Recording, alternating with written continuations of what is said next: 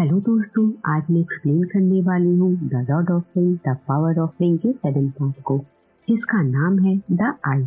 Movie शुरू करने से पहले अगर आप मेरे चैनल पर नए हैं तो प्लीज मेरे चैनल को लाइक और सब्सक्राइब कर लीजिए ऐसे ही इंटरेस्टिंग मूवी के लिए।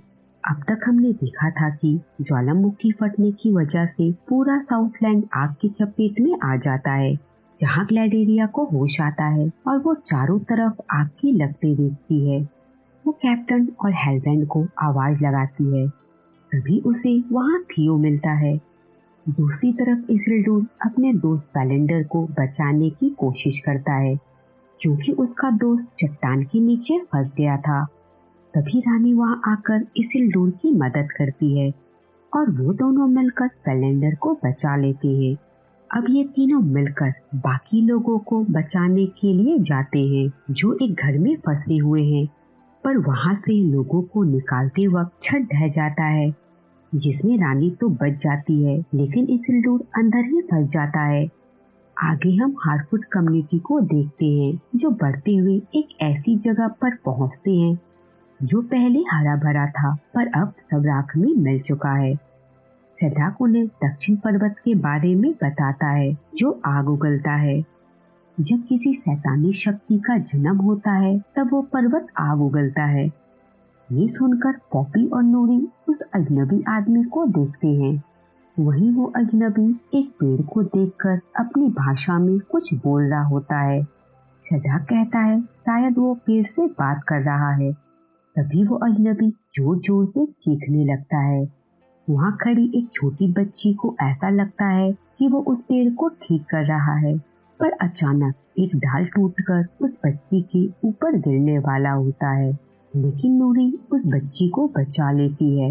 अब हम एल्डोर को देखते हैं, जो राजकुमार ड्यूरिन से कहता है कि वो मिथेल के बदले में उन सभी को एरियल डोरन में मिलने वाले खास अनाज और लकड़ियाँ देगा, वो भी 5 सदियों के लिए बिल्कुल मुफ्त। ये सुनकर सभी सोचते हैं कि ये तो बहुत अच्छा सौदा है, पर बोनो का राजा एल्डोर से पूछता है कि वो एक एल्फ के बातों पर कैसे भरोसा करे। तो एल्डोर राजा के सामने घुटने के बल बैठ जाता है और कहता है कि उसे उनकी मदद की जरूरत है, क्योंकि पूरी एल्फ की परिजाति खतरे में है। राजा कहता है उसे अपने बेटे से बात करनी है। राजा अपने बेटे ड्यूरिन को अकेले में कहता है उसे एल्डोर की बातों पर बिल्कुल भरोसा नहीं है, और ये भी कहता है कि हम मिथेल के लिए खुदाई नहीं कर सकते, वरना वो हमें अंधेरे की तरफ ले जाएगा। ड्यूरिन अपने दोस्त की मदद करना चाहता है, पर राजा मना कर देता है और कहता है शायद एल्फ का वक्त आ चुका है। एल्डोर ड्यूरिन से मिलने आता है, ये जानने के लिए राजा ने क्या फैसला लिया, और वो ड्यूरिन का चेहरा देखकर समझ जाता है कि मदद मिलने से रहा। ड्यूरिन को लगता है वो अपने दोस्त को आखिरी बार देख रहा है, इसीलिए वो रोने लगता है। एल्डोर जाने से पहले मिथेल का टुकड़ा वापस कर देता है। एल्डोर के जाने के बाद ड्यूरिन गुस्से से मिथेल का टुकड़ा फेंक देता है, जो उस पत्ते के पास गिरता है जो एल्डोर ने लाया था, और मिथेल की वजह से पत्ते का कालापन गायब होने लगता है, जिसे देखकर ड्यूरिन और डेजी हैरान हो जाते हैं। अब हम ग्लैडेरिया को देखते हैं, जो थियो के साथ आगे बढ़ रही होती है, उस जगह तक पहुंचने के लिए जहां बचे हुए लोग सीढ़ी लगाए हुए हैं। थियो को लगता है शायद उसकी माँ और एरुंडिन मर चुके हैं। दूसरी तरफ हम कैप्टन को देखते हैं, जो जिंदा है। कैप्टन रानी और वैलेंडर से मिलता है और उनके चेहरे को देखकर समझ जाता है कि उसका बेटा अब वापस नहीं आने वाला, और ये तीनों भी शिविर की तरफ बढ़ते हैं। रानी उस हादसे की वजह से अपनी आंखों की रोशनी धीरे धीरे खो रही थी।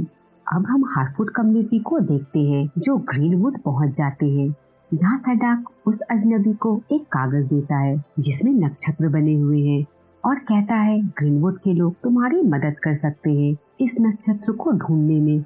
और वो अजनबी अपने सितारों को ढूंढने के लिए वहां से निकल जाता है। तभी एक सूखे हुए पेड़ पर एक पीले रंग का पौधा खिल जाता है। अब हम ड्यूरिन को देखते हैं, जो एल्डोर के साथ मिलकर खदान में जाता है और पत्थर तोड़ने लगता है। तभी एक झटका महसूस होता है और वो दोनों रुक जाते हैं और आपस में बात करने लगते हैं। और बातों ही बातों में ड्यूरिन को पता चलता है कि एल्डोर जानबूझकर शक्ति प्रदर्शन चुनौती हार गया था। ड्यूरिन ये जानकर बहुत भावुक हो जाता है। पत्थर तोड़ते तोड़ते उन्हें अंदर जाने का रास्ता मिल जाता है, जहाँ बहुत सारे मिथ्रैल होते हैं। लेकिन राजा उन्हें वहाँ देख लेता है और एल्डोर को राज्य से निकाल देता है। यहाँ एल्डोर के पास एक मिथ्रैल का टुकड़ा रह जाता है। ड्यूरिन राजा यानी अपने पिता पर बहुत गुस्सा होता है, क्योंकि वो जो भी करने वाला होता है तो उसके पिता उसे रोक देते हैं और राजा से कहता है उसे अपने दोस्त को मारकर कुछ नहीं पाना। अब हम नूरी को देखते हैं, जो सुबह उठते ही अपने दोस्त पॉपी को एप्पल खाते हुए देखती है। नूरी उसे एप्पल खाने से रोकती है और कहती है हमें खाना बचाकर रखना है, जिस पर पॉपी कहती है तुम बाहर जाकर तो देखो। नूरी जब बाहर जाकर देखती है तो हर जगह हरियाली होती है, फल फूल लगे होते हैं। नूरी हैरान हो जाती है, ये सब कैसे हुआ? तो पॉपी पूछती है तुम्हें क्या लगता है किसने किया है? उसी अजनबी ने। हार्फूड कम्युनिटी बहुत खुश थे, क्योंकि अब उनके पास खाने की कोई कमी नहीं थी। सब लोग मिलकर खाना इकट्ठा करते हैं आगे के सफर के लिए, और पॉपी पानी भर रही होती है। तभी उसे एक पैरों के निशान दिखते हैं और वो डरकर भाग जाती है। लेकिन उसकी बाल्टी वही नदी में गिर जाता है, जो बहते हुए ड्वेलर को मिल जाता है, जो उस अजनबी को ढूंढ रहे थे। ड्वेलर उस पेड़ तक पहुंच जाते हैं जहां वो अजनबी बैठा हुआ था, और वो उस पीले फूल को अपने हाथों में लेते हैं और सोचते हैं इस बंजर जमीन पर हरियाली फैलाना शायद उसी आदमी का काम है। और नूरी ड्वेलर्स की बातों को सुन लेती है और उनके सामने आ जाती है और बताती है वो आदमी उस तरफ गया है, और वो तीनों ड्वेलर्स गायब हो जाते हैं और अचानक नूरी के पीछे आ जाते हैं। ये देखकर सारे हार्फूट वहाँ आ जाते हैं और अपनी मशाल जलाकर उन्हें डराते हैं और कहते हैं यहाँ से निकल जाओ।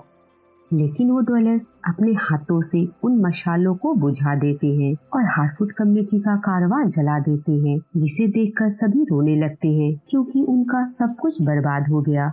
वहीं सभी लोग शिविर तक पहुंच जाते हैं। थियो वहां पर अपनी माँ को खोजने लगता है और अचानक उसकी माँ उसके सामने आ जाती है। वो तुरंत अपनी माँ को गले लगा लेता है। एरुंडिन भी वहाँ होता है। थियो उन दोनों से मिलकर बहुत खुश होता है। अब हम रानी को देखते हैं, जिनकी आंखों में पट्टी बंधी होती है, क्योंकि अब वो देख नहीं पाती। कैप्टन रानी से कहता है हमें यहाँ से 1 घंटे में निकलना होगा। तभी वहाँ ग्लैडेरिया आती है, जिसे देखकर कैप्टन बहुत गुस्सा हो जाता है। ग्लैडेरिया रानी से माफी मांगती है, क्योंकि इस सब का जिम्मेदार वो खुद को मानती है। रानी उसे दुखी होने से मना करती है और कहती है न्यूमेनोर फिर से लौटेगा। वहीं हार्फूट कम्युनिटी बचे हुए चीजों को इकट्ठा करते हैं। नूरी के पिता उससे हिम्मत ना हारने को कहते हैं और सभी को हिम्मत देते हुए कहते हैं हम सब हार्फूट हैं, हम किसी को भी धोखा नहीं देते। सभी एकजुट रहते हैं और आगे बढ़ते हैं। नूरी हिम्मत पाकर निकल जाती है उस अजनबी की मदद करने के लिए, क्योंकि उसकी जान खतरे में है। नूरी के साथ पॉपी और उसकी माँ भी जाती है और उन्हें रास्ता दिखाने के लिए सैडॉक भी उनके साथ जाता है। एरुंडिन ग्लैडेरिया से पूछता है क्या आपको यकीन है रानी अपना वादा निभाएगी? तो ग्लैडेरिया कहती है मुझे पूरा यकीन है, वो अपना वादा जरूर निभाएंगी। तभी ब्रॉन्डिन कहती है अब वो लोग यहाँ से निकलकर पैदल गिर जाएंगे एक नई शुरुआत के लिए, और ग्लैडेरिया अपने राजा के पास जाने वाली है। अब हम साउथलैंड के राजा यानी हेलब्रांड को देखते हैं, जो बहुत बुरी तरह से घायल है। ग्लैडेरिया उसके जख्म को देखकर कहती है हेलब्रांड को एल्विश दवा की जरूरत है। हेलब्रांड कहता है वो अपने लोगों को छोड़कर कहीं नहीं जाएगा, पर ग्लैडेरिया के समझाने पर वो उसके साथ लिंडिंग के लिए निकल जाता है। वहीं ड्यूरिन बहुत दुखी है, क्योंकि वो अपने दोस्त की मदद नहीं कर पाया। तो डेजी उसे समझाती है इसमें उसकी कोई गलती नहीं, और समझाती है एक न एक दिन तुम यहाँ के राजा होने वाले हो, उस दिन हम खुदाई कर कर मिथ्रैल जरूर निकालेंगे। अब हम बोनो के राजा को देखते हैं, जो उस पत्ते को उसी गुफा में फेंक देते हैं जिसमें मिथ्रैल है, और वो पत्ता उड़ते हुए नीचे गिर जाता है। और वहाँ हम बिलरोक को देखते हैं, यानी मिथ्रैल के लिए खुदाई हुई तो बिलरोक बाहर आ जाएगा, जो बोनो के लिए खतरा हो सकता है। अब हम अडार को देखते हैं, जो अपने लोगों से कहता है अब से ये साउथलैंड हमारा है और आज से इसका नाम होगा मोडोर। और इसी के साथ 7th एपिसोड यही खत्म हो जाता है।